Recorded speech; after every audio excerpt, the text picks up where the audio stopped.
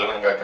ఈ యొక్క సంవత్సరము ఆఖరి మాసం వరకు దేవుడు మనల్ని కాచి కాపాడిన విధానం కొరకు దేవుడిని స్తుతిస్తూ నేను మెసేజ్ చేసిన రీతిగా ఈ యొక్క సంవత్సరము ఆఖరి ప్రయాసలుగా ఉంటున్నది.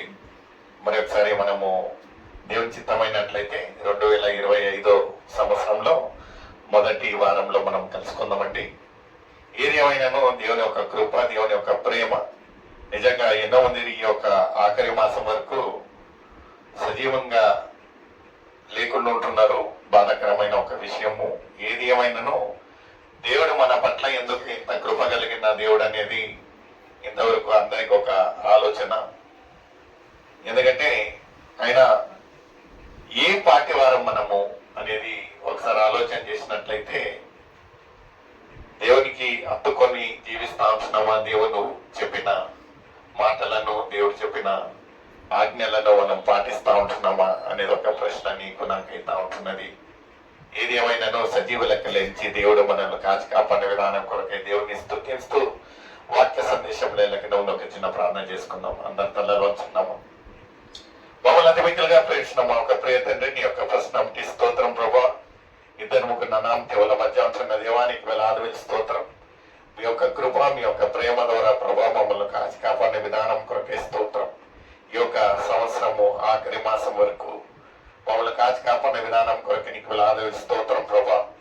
ప్రభా ఎంతో గొప్పవారు, మాకంటే ఆస్తిపరులు, మాకంటే ఉన్నతమైన ఒక స్థాయిలో ఉండే వాళ్ళు ప్రభువా, ఈ యొక్క దినం, ఈ యొక్క క్షణం చూడలేక గతించిపోతుండగా ప్రభా యా ఒక యోగ్యత లేని వాళ్ళం ప్రభా, ఆయనను మీరు నన్ను ఎన్నుకున్న విధానం కొరకే స్తోత్రం. మమ్మల్ని కాచి కాపాడి మీ యొక్క సన్నిధిలో చేసిన విధానం కొరకు నీకు వేలాది స్తోత్రం ప్రభా. పాటల ద్వారా మిమ్మల్ని మహిమపరిచించున్నాం రాజా, ఆరాధన ద్వారా మిమ్మల్ని గణపరిచించినాము. వాక్య సందేశంలో వెళ్తుండగా ప్రభా యా ఒక యోగ్యత లేనివన్నీ ప్రభా ప్రభా నన్ను ప్రభా మీరు వాడుకున్న విధానం కొరకు నీకు వేలాది స్తోత్రం ప్రభా.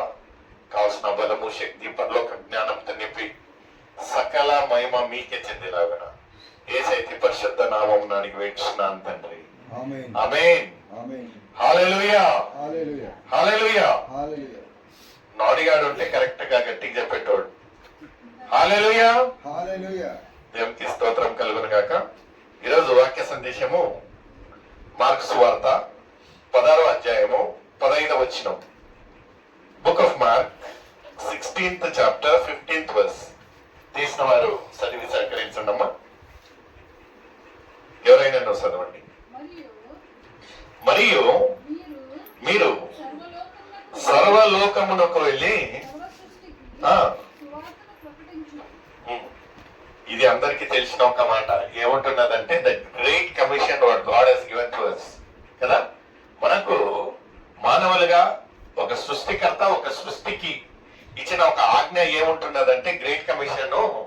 మనం ఇక్కడికి వచ్చి గొప్పగా జీవించేది, మన ఒక ఫ్యామిలీలను గొప్పగా చూసుకునేది, మనం ఒక ఉన్నతమైన ఒక స్థాయానికి ఎదిగేది కాకుండా విశ్వాసులుగా దేవుడు మనతో మాట్లాడే ఒక మాట ఏముంటున్నదంటే సర్వలోకానికి వెళ్ళి సర్వ సృష్టికి సువార్తను ప్రకటించుడి. ఈ 2024లో మనము గొప్పగా ఏమంటా ఉంటున్నాం అంటే మనకంటే గొప్పవారను ఈ యొక్క దినము, ఈ యొక్క క్షణం చూడలేక గతించిపోయినను దేవుడు మనల్ని ఎంతగానో ప్రేమించి ఇంతవరకు కాచి కాపాడుతున్నాడు అంటే దేవునికి స్తోత్రం. హల్లెలూయా. అయితే ఒక సూటిగా ఒక ప్రశ్న ఏముంటున్నదంటే ఈ యొక్క 11 మాసాలు ఏమైతే గతించుంటున్నాయో ఈ యొక్క 11 మాసాలలో మనము ఎంత ఉపయోగకరంగా దేవుని యొక్క కార్యాలు చేసి ఉంటున్నాము అనేది ఒక ప్రశ్న నీకు నాకైతే ఉంటున్నాను. నిజంగా 11 నెలలు అంటే 11 × 30 days ఎంతనా? 330 రోజులు కదా. 330 రోజులలో ముగ్గురి కన్నా మనం సువార్త చెప్పామా? దయతో ఎవరిని విమర్శించటం లేదండి, అడుగుతా ఉంటున్నాను. ఎందుకంటే మన ఒక జీవితం ఎలాంటి ఒక జీవితం అంటే ఇంతలో ఉండి ఇంతలో మాయమయ్యే ఒక జీవితం. మరుక్షణం ఏమవుతారో మనకు తెలియదు. అలాంటి ఒక సిద్ధపాటు మనం ఎలా ఉంటున్నది. ఈ రోజుకి రోజు ఇప్పటికిప్పుడు హఠాత్తుగా మన ఒక జీవితాలు ముగించినట్లయితే దేవుడు సూటిగా అడిగే ఫస్ట్ క్వశ్చన్ ఇదే.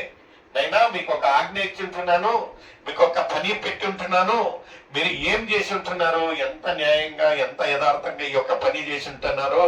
నేను ఏం చెప్పి ఉంటున్నానంటే సర్వలోకానికి వెళ్ళి నా ఒక సువార్త ప్రకటించుడి. సర్వలోకం వద్దులేండి, ఇప్పుడు వీసాల ప్రాబ్లము, ఖర్చులోక ఎక్కువ. అట్లీస్ట్ మన ఒక కుటుంబీకులకు, మన ఒక స్నేహితులకు, మనము పని చేసే ఒక స్థలంలో ఎవరికన్నా మనము సువార్త చెప్పామా అనేది ఒక ప్రశ్న.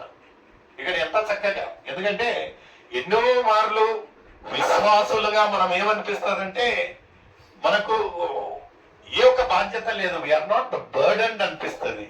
అయితే ఎవరికి లేని ఒక బాధ్యత దేవుడు మనకు ఎట్టుంటున్నాడు, ఏముంటున్నదంటే సర్వలోకానికి వెళ్ళి సువార్తను ప్రకటించడి. దేవుడు ప్రతి ఒక్కళ్ళని ఎన్నుకుంటాడు. అనొచ్చు, నైనా నాకు ఇచ్చిన అప్పగించిన, నేను డిప్లొమా ఇన్ ఇంజనీర్ చేశాను, నేను ఇంజనీరింగ్ పని చేస్తాను, నేను మెడికల్ ఫీల్డ్ లో ఉంటున్నాను, వైద్యం చేస్తాను, నేను ఈ యొక్క సివిల్ ఇంజనీరింగ్ ఉంటున్నాను, నేను ఇల్లు కడతాను, నా ఉద్యోగం ఇది. నువ్వు ఏమంటా అంటున్నావు? సువార్తకు నియమించిన కాపరులు ఉంటున్నారు, ఇవాంజలిస్ట్ ఉంటున్నారు, బిలీవర్స్ ఉంటున్నారు, వాళ్ళ పని నేనెందుకు చేయాలయ్యా? నేను అవన్నీ చేస్తా ఉంటే నా కుటుంబాన్ని ఎవరు పోషిస్తారు కదా? మనకు సూటి అయిన ప్రశ్న అదే. అయితే దేవుడు మనల్ని ఎందుకు సృష్టించుంటున్నాడో మనం మరిచిపోయి ఈ యొక్క లోకరీతిగా పాకులాడుతూ ఉంటున్నాము, లోకరీతిగానే ఉంటున్నాము. అయితే దేవుడు సూటిగా అడిగే ఒక ప్రశ్న ఏముంటున్నదంటే, నా కొరకై మీరు ఏమి చేశారు? ఈ యొక్క లేఖనాలలో చూసినట్లయితే ఎన్నో వ్యక్తులు ఉంటున్నారు, the great legends and characters in the Bible. అందులో ఒక గొప్ప క్యారెక్టర్ ఏదైతే మనల్ని తాకుతుందో అది ఎవరంటే మోషే గారు కదా. మోషే ఒక జీవితాన్ని మనం చూసినట్లయితే మోషే ఎన్ని సంవత్సరాలు బ్రతికాడండి? 120 సంవత్సరాలు. 120 సంవత్సరాలను మనము 3 భాగంగా డివైడ్ చేసినట్లయితే ఎన్ని అయితాయండి? 40.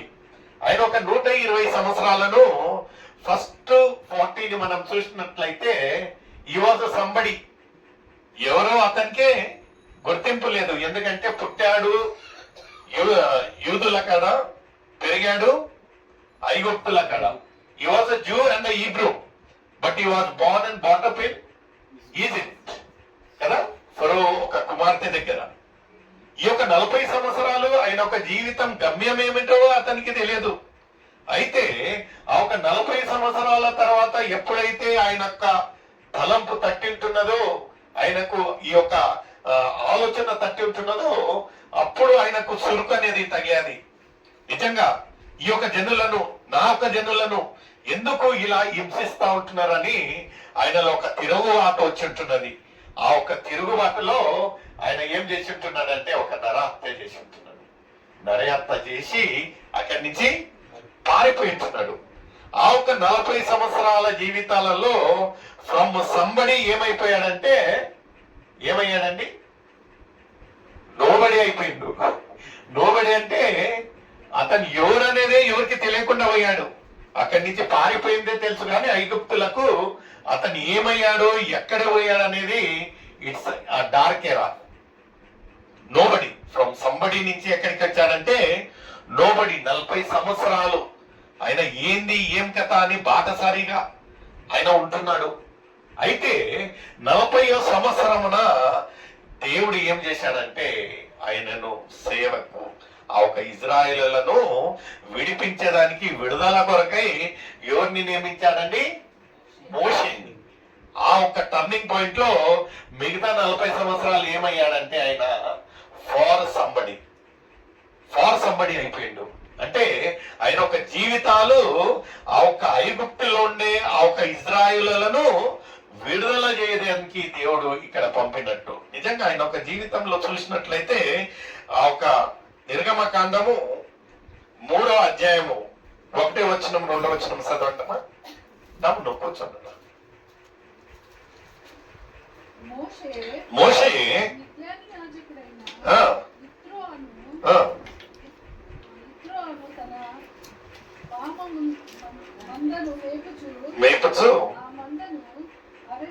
అవతలకు తోలుకొని ఇప్పుడు మందను మేపుచ్చు అంటే ఆయన ఒక వృత్తి ఏముంటున్నదండి? గొర్రెల కాపరి. ఇక్కడ ఎవరైతే రాజభవనాలలో ఉంటున్నాడో, ఎవరో ఒక క్షత్రియునిగా ఉంటున్నాడో, ఇప్పుడు ఎగ్జామ్ ఆపోజిట్ కదా. గొల్లలను చూసారా ఎంత అమాయకంగా ఉంటారు, వాళ్ళకి ఏమి తెలియదు.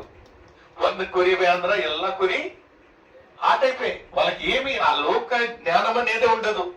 ఈయన ఒక జీవితంలో ఒక ఏర్పాటు, ఆయన ఒక మార్పు చూసినట్లయితే మొదటి 40 సంవత్సరము ఏమైతే ఆయన తరబేతి పొందాడో అంత ఇక్కడ పనికొచ్చాదండి. గొర్రెల కాడ ఏమి చూపిస్తాడు ఆయన టాలెంట్ కదా. ముందు చదవమ్మ ఏముంటున్నది? ఆ మందను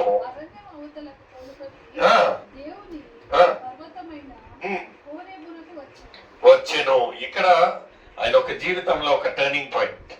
అయితే దేవుడు అక్కడి నుంచి చూసి, మోషే నిన్ను ఎన్నుకున్నది ఈ యొక్క గొర్రెలను కాయని కాదైనా, ఈ గొర్రెలు కాయని కాదు, నీ యొక్క టాలెంట్ ఎందుకు వృధా చేస్తా ఉంటున్నావు?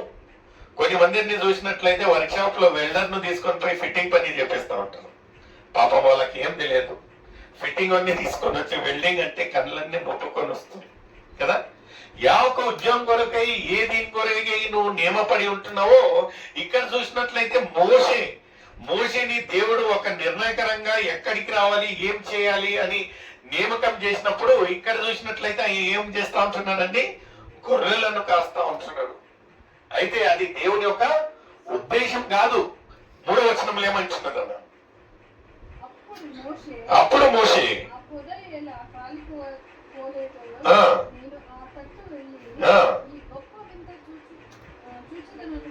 దేవుడు ఏ రీతిగా దర్శనం ఇచ్చాడంటే మోషేకి ఏ రీతిగా అండి?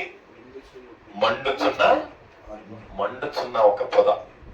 ఆ రీతిలో దేవుడు ఆయనతో ఒక కౌంటర్ అయి ఉంటున్నాడు, ఆయన కలిసి ఉంటున్నాడు. ఇక్కడ చూసినట్లయితే 4వ వచనంలో ఏమైంటున్నది? 3వ వచనం చదవమ్మా, ఆఖరి భాగం వరకు.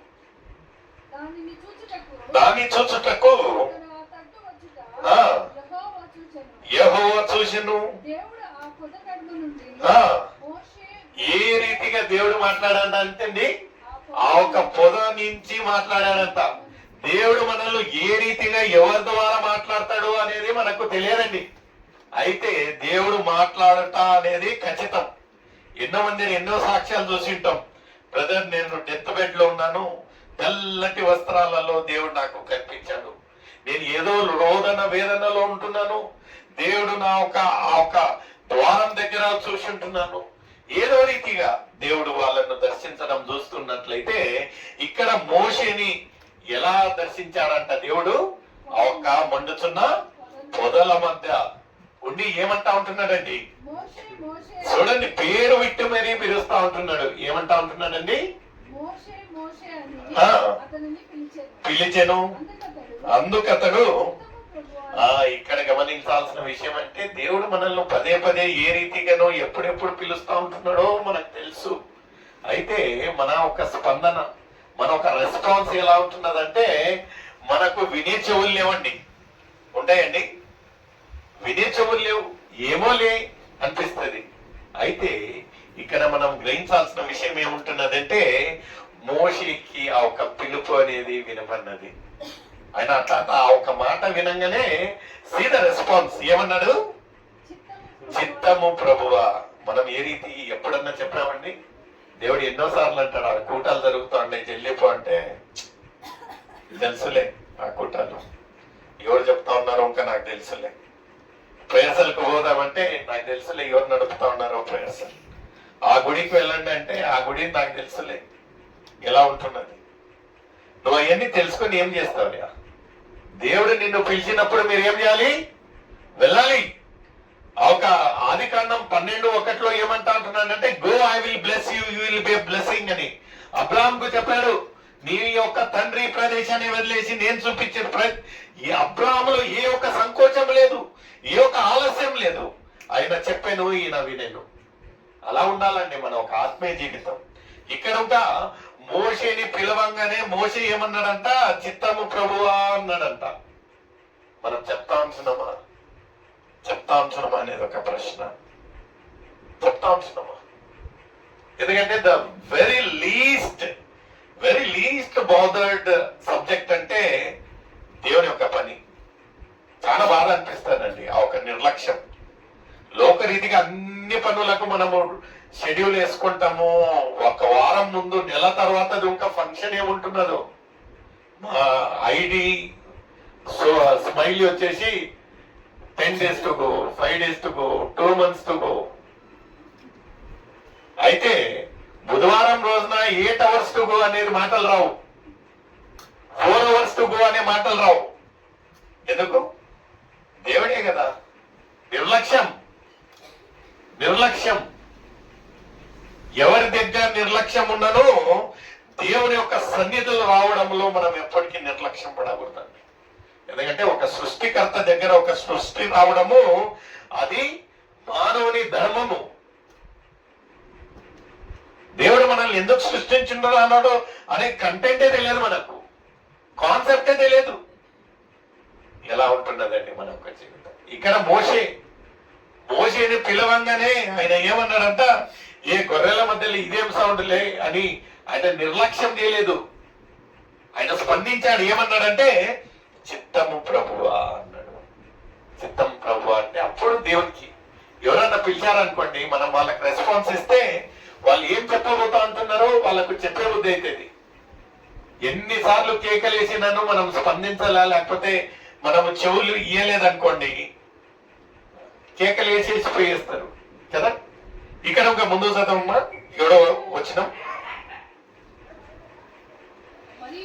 మరియు ఇక్కడ యెహోవా మోషేని ఎందుకు పిలిచాడంటే, ఇక్కడ ఉంటున్నది 7వ వచనంలో ఏముంటున్నదమ్మా, మరియు యెహోవా ఇట్లా నేను ఐగుప్తులో ఉన్న నా ప్రజలు. చూడండి దేవుని యొక్క ప్యాషన్, దేవుని యొక్క కంపాషన్, దేవుని యొక్క ప్రేమ ఏమంటా ఉంటున్నా అంటే, నా ప్రజలు దేవుని బిడ్డలు కదా. ఆడ శ్రమ పడతా ఉన్నాడంటే మనం ఏమనుకుంటా, ఏ మనోడు కాదులే, వానికి అంతే జరగాలే కదా. అయితే దేవుని యొక్క ప్రేమ ఎందుకు, దేవునికి మానవునికి ఉండే ఒక వ్యత్యాసం ఏముంటున్నదంటే, మనము చూడనట్టుంటాం. దేవుడు ఎక్కడో శ్రమ పడతా ఉంటున్నారు, వాళ్ళ గురించి ఆ ఒక తపన చూడండి. ఇక్కడ ఏమంటా ఉంటున్నాడంటే, మోషే అక్కడ ఐగుప్తుల్లో నా ప్రజలు, నా జనులు. మనం ఎప్పుడన్నా మా వాళ్ళండి, వాళ్ళు మా వాళ్ళండి, ఆడ పెట్టింది మా వాళ్ళండి ఎప్పుడని చెప్పామండి? ఊరు మొత్తం కానీ మనోళ్ళు పెట్టిన కాడికి మాత్రం రాము, మనోళ్ళు పిలిచిన కాడికి రాము.